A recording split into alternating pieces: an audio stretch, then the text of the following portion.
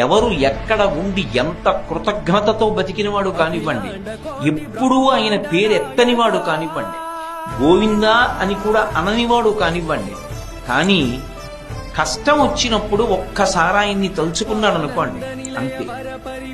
ఉత్తర క్షణంలో వచ్చి ఆదుకుంటాడు.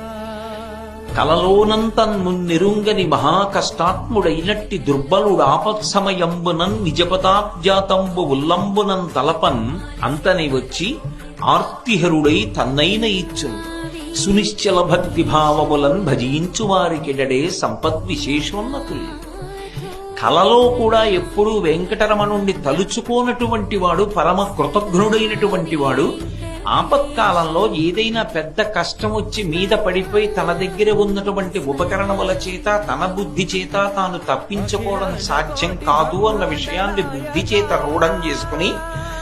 అప్పుడు ఇక ఆయన తప్ప వేరొక మార్గం లేదు అని మనసులో విశ్వసించి ఒక్కసారి పిలిచినంత మాత్రం చేత పరిగెత్తుకొచ్చి ఆపద తీర్చడం కాదు, తనని తాను కూడా ఇచ్చేసుకుంటాడు. అన్నయ్య